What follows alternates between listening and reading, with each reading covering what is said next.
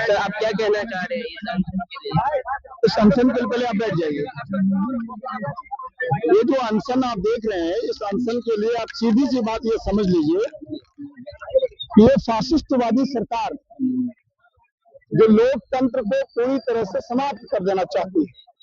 आप इस बात को समझिए, लोकतंत्र में जब सड़कें सुनी हो जाती है और विपक्ष की आवाज को दबाया जाना लगता है, तब आप समझ लीजिए कि लोकतंत्र और संविधान पूरी तरह से खतरे में है।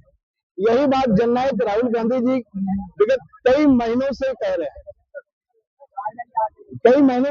और ये छात्रों की गूंज के माध्यम से छात्रों की आवाज को उठाने के लिए माननीय जननायक राहुल गांधी जी, इमरान प्रताप जी लगातार कांग्रेस पार्टी इस बात को बात कर रही है।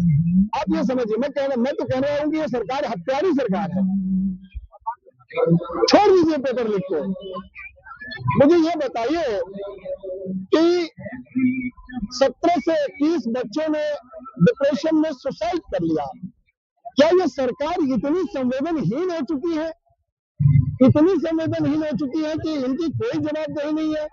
उन बच्चों के प्रति कोई संवेदनाएं नहीं है, उन बच्चों के प्रति उनकी कोई जवाबदेही नहीं है? यह समझने की जरूरत है। अब आप इस चीज को समझिए, जहां लोग अनशन पर बैठे हैं गांधीवादी तरीके से, लोकतांत्रिक तरीके से, संवैधानिक तरीके से, आप समझिए कि गांधी जी अंग्रेज के खिलाफ धरने पर बैठे थे, और अभी जो हम लोग धरने पर बैठे हैं और सोनम वांगचुक जी जो धरने पर बैठे हैं, वो अंग्रेज नहीं है, वो गांधी के हत्यारे हैं। अगर आप इसको जानना चाहते हैं तो मैं आपको ये कहना चाहता हूं कि आप इस चीज को समझिए, जो सावरकर ने 1942 में बुक लिखा, वी हैव अ नेशन, उस बुक में उन्होंने स्पष्ट रूप से लिखा कि अगर गलती से सत्ता हाथ लग जाए, तो पूरे देश की संपदा को 4 मित्रों को, विश्वसनीय मित्रों को दे दो, और देश में इतनी बेरोजगारी, भूखमरी पैदा कर दो कि सांस लेने को ही लोग विकास समझे और तुम्हारे खिलाफ कोई खड़ा ना हो। तो शायद सावरकर जी और सावरकर के चट्टे बट्टे हाथ चड्डी वाले लोग यह भूल गए कि यह भारत है। यहाँ हजारों साल हुकूमत किए मुगल नहीं रहे, सैकड़ों साल ईस्ट इंडिया कंपनी नहीं रही, तो ये हाथ चड्डी वाले कहां रहेंगे? ये भूल गए कि यह भारत है। मैं आपको बता देना चाहता हूं, आप ये समझिए कि भारत में ईस्ट इंडिया कंपनी की हुकूमत आ गई थी, और आज वर्तमान भारत में ईस्ट इंडिया कंपनी के तर्ज पर अडानी और अंबानी की हुकूमत चल रही है। सारी संपदा अडानी और अंबानी को दिए जा रहे। तो आप समझिए कि यह सरकार कितनी जन विरोधी सरकार है। इस सरकार में 90,000 से ज्यादा स्कूलें बंद हो गई या कोलैबोरेट कर दिए गए। इस सरकार में यूनिवर्सिटी को तोड़ने की बात चल रही है। उत्तर प्रदेश की सरकार अली जौहर यूनिवर्सिटी को तोड़ना चाहती है। अरे मैं कहना चाहता हूं, मैंने मान लिया आपके कथनानुसार कि वहां पर कुछ बिल्डिंगें अप्रूव्ड नहीं है, मैं आपके कथनानुसार मान लिया, मैंने पेपर नहीं देखा। तो मैं कहना चाहता हूं कि जो Asia level world class university बनी है, उस यूनिवर्सिटी के उस बिल्डिंग को बचाने के लिए आप उस यूनिवर्सिटी पर पेनल्टी लगाइए, पेनल्टी के साथ उसको अप्रूव कराइए। आप जो उस यूनिवर्सिटी की बिल्डिंग तोड़ेंगे तो वैसे बिल्डिंग टूटेगा, उस बिल्डिंग के साथ वहां पर 3,000 4,000 बच्चों का भविष्य टूटेगा, भारत का सपना टूटेगा, भारत की गौरवशाली इतिहास टूटेगा। आप कर क्या रहे हो?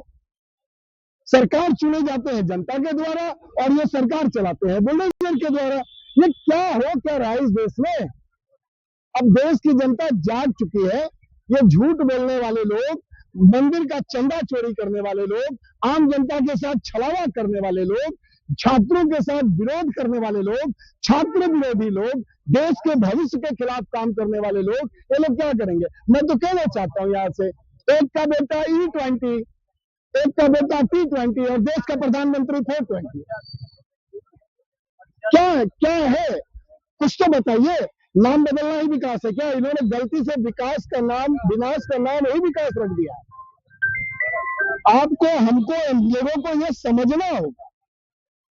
और आज छात्र सड़कों पर है, ये मानना नहीं जा रहे। हर हाल में धर्मेंद्र प्रधान का इस्तीफा चाहिए।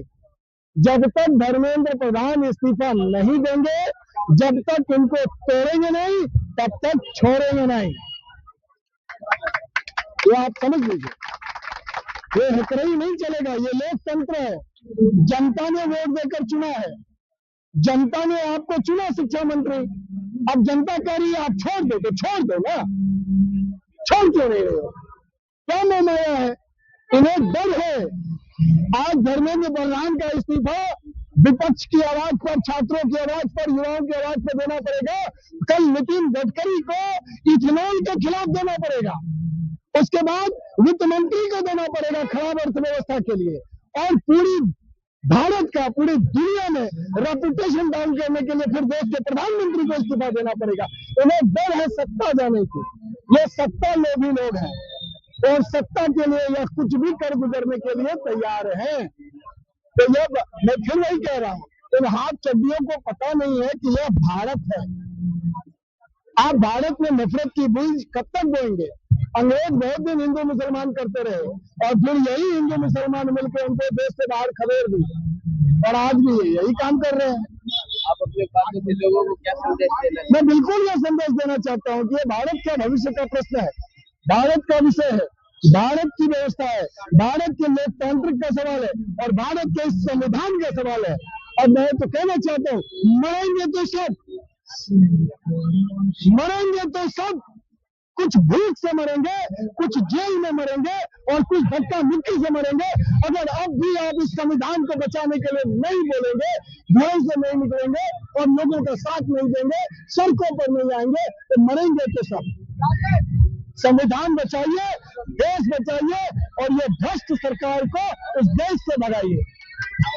जय हिंद, जय भारत, जय संविधान।